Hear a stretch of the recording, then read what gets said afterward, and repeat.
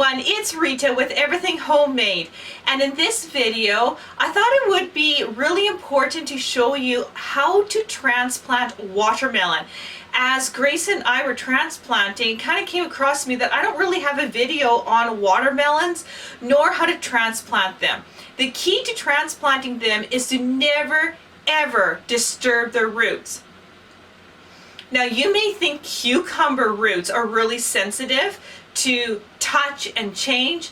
Watermelon I would put as the worst plant in the garden to transplant because you can look at those roots wrong and they will die. So we need to be really careful on how we transplant. Now these were started April 1st. It is now at the end of April, and if you can take a look, they got some really long stems and I don't like that very much. I want that dirt to come up to here. So we are going to put these in a bigger pot, and I'm going to show you why in a moment I have planted them in a yogurt container like this, and I'll show you my neat trick that I use in transplanting watermelon. This can also hold true for any kind of melons, plus cucumbers, squash, anything that hates their roots being touched. So let's get back to transplanting and I will show you what I'm talking about.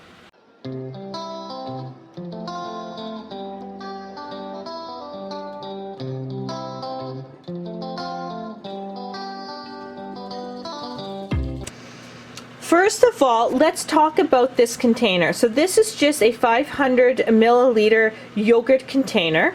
I mean, really, it could be 500 milliliter, whatever kind of container that looks like this. It doesn't matter that it was a yogurt, it could be cottage cheese, whatever it was in. I have, these are watermelons. If you want to know the variety I'm growing here, they're called Cream of Saskatchewan.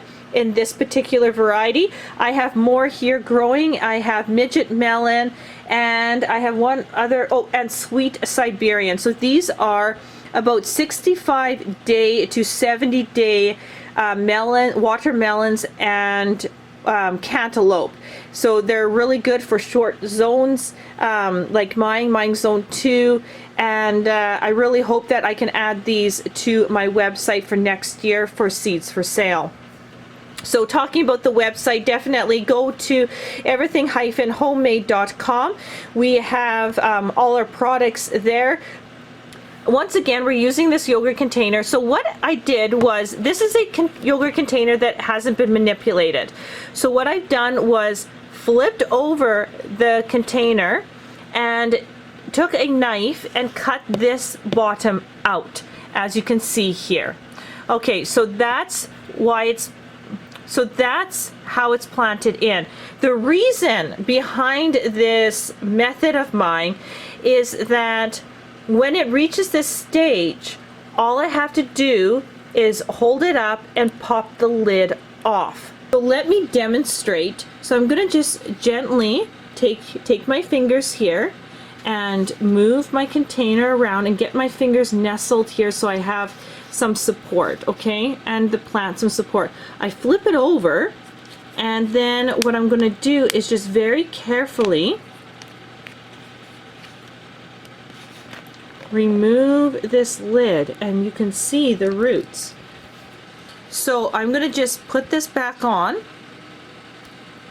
and flip it over and just leave it so I don't even disturb anything else. And what happens is, then I don't have to pop these out. So I'm going to plant it with the container in the ground, and when I'm done the growing season, I'll get the container back.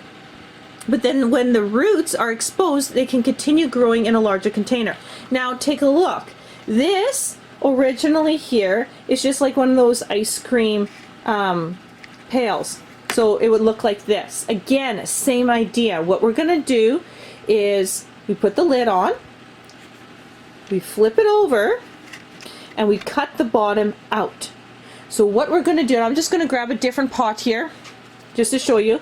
So what we're going to do is put dirt at the bottom, then we're going to just make sure that we got that dirt level enough where we can bury these stems, and then we're going to put the dirt around it, obviously take off the bottom when we do it, and then it'll have a month to have all this room to put its roots, and because I won't be able to transplant these out till June 1st, one out in the greenhouse and out in the garden, so I still got another month of growth. And if I leave it the way it is, the leaves will get too heavy and these stems can split, and I don't want that. So that is the reason we're doing what we're doing. And same thing, when we're out in the garden, if you take a look at this pail, when we're out in the garden, what I'll do is I'll have my hole, or my big permanent spot, and what I'll do is I'll just pop this lid and take this whole thing and bury this container with the watermelon into the ground. So all the roots will escape, but I've never ever have disturbed the roots on any of the process that I've planted and transplanted. So this works awesome. I've used it for years. It came to me over 10 years ago in my brain that this would just be a much better way than those Jiffy pots, because it's just another layer of transplanting, and the plants do super well, plus they got lots of root space.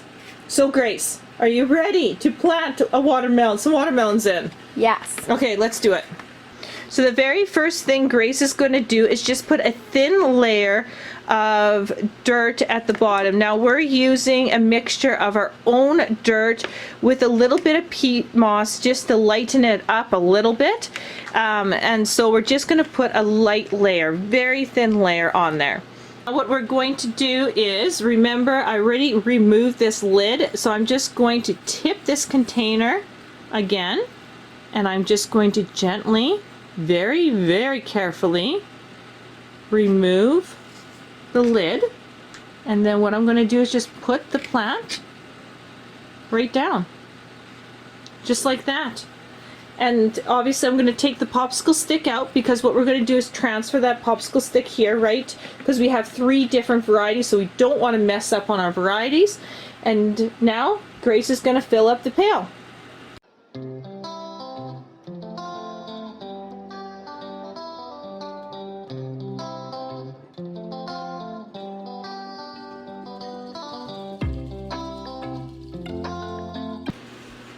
Now, as she's doing this, I just thought, you know, some of you might ask why I have 3 watermelon plants in one small yogurt container. Am I going to thin them out? And the answer is no, I'm not going to thin them out. I find squash and cucumbers and melons to grow better when they've got friends in a pot, so more than one plant in a pot, because I'm going to be transplanting them into such a bigger pot. I'm talking about when I'm transplanting, I'm going to be putting these in, I believe they should be about 20 or 30 gallon size pot.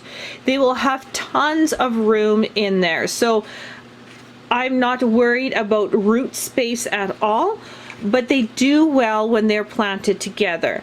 And so that's the reason why you will see multiple plants in their pots. Okay, so Grace is just going to press it down now, just to make sure she's got as much dirt as she can possibly have in that pail. But we want to leave a headspace, don't we? Yeah. Enough when we water, the water has a chance to absorb and not just flow over the top. We don't want that. And yes, their roots are really sensitive, but as you can see, Grace can lift up their leaves, get her hand right underneath there. That's not going to disturb them. They just hate their roots being touched, and that is the death to watermelon plants. That looks really good, Grace. Awesome. Beautiful. Now they can grow those, these are the first leaves here, they can grow them even bigger now. So now the last thing we need to do is add some water.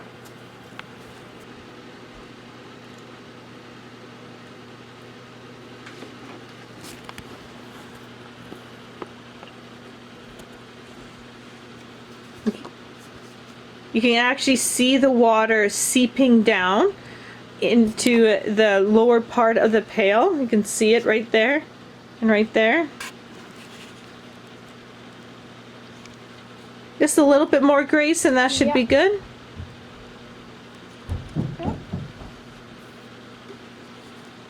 Yeah, that looks awesome. So thank you so much, Grace. You did an awesome job. And I just want to say, if you got any questions, just send me a message there or comment underneath the video. Again, you can check out our website, everything-homemade.com. Check out the store and the information on there. And once again, thank you so much for watching this video. I hope it is helpful. Like and subscribe, and I will see you on the next one.